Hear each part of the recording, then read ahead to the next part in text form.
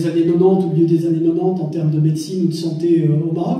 Est-ce que les médecins marocains résidant à l'étranger n'ont pas finalement été les précurseurs de ce renouveau, de ce retour vers le Maroc? J'en croise parfois dans les aéroports d'ailleurs. Oui, pour l'empreinte carbone, c'est pas génial, hein, cette circulation permanente. Mais bon, ça c'est un autre débat. La migration circulaire.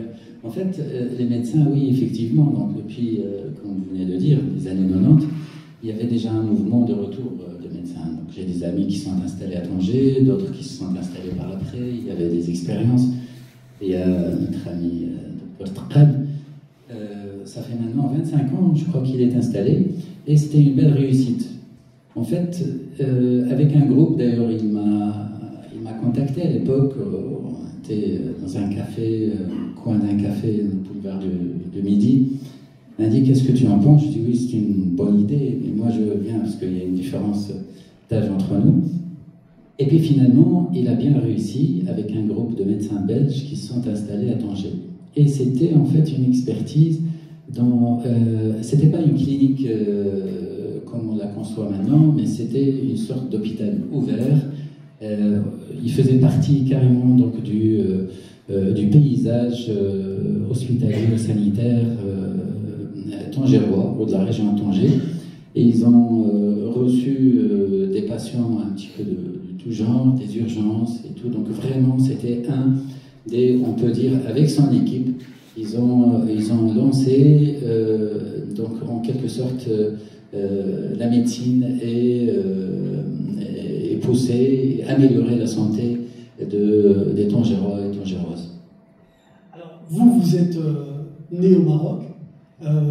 Vous avez fait vos études de médecine, en tout cas votre spécialisation ici en Belgique, oui. C'est la spécialisation d'anesthésiste. Puis vous avez travaillé, qu'est-ce qui vous a poussé à un moment donné? Vous êtes dit, mais moi je vais retourner au Maroc. C'est quoi le déclencheur? C'est un peu la même question qu'à Madame Layenne, juste à côté de vous. Avec un certain nombre d'années de recul, c'est une question qu'une de vos consoeurs journalistes, Farida Mouha, m'a posée il y a quelques années. En fait, pour un Marocain du monde, on a l'impression que plus on s'éloigne, plus on se sent proche à son pays. C'est un cordon ombilical, c'est un peu bizarre. Hein. Le Marocain, c'est un peu complexe, hein, notre mentalité. On se sent encore plus proche. On regarde plus la télévision marocaine, on va chercher les plats marocains, etc. Mais en fait, avec l'idée nostalgique de retour, et pas seulement cela, parce que c'est une idée donc de réconciliation avec le Maroc, des Marocains avec le Maroc, des Marocains avec le Maroc, et du Maroc avec les Marocains. Et donc dans cette optique, on a envie de porter sa pierre à l'édifice, et pourquoi pas donc construire ensemble un Maroc nouveau. Et là je retourne avec ma voisine de droite.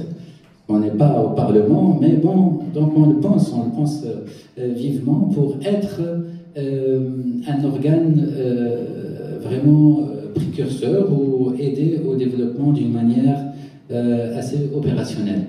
Donc c'est ça en fait l'idée qui nous, je ne vais pas dire un stress, mais on a envie de faire partie de ce mouvement, de ce développement démocratique. Et c'est ça qui manque. C'est ça le mouvement. Donc, et justement, Sa Majesté, je crois qu'il a bien perçu, donc d'une manière intelligente, ce besoin.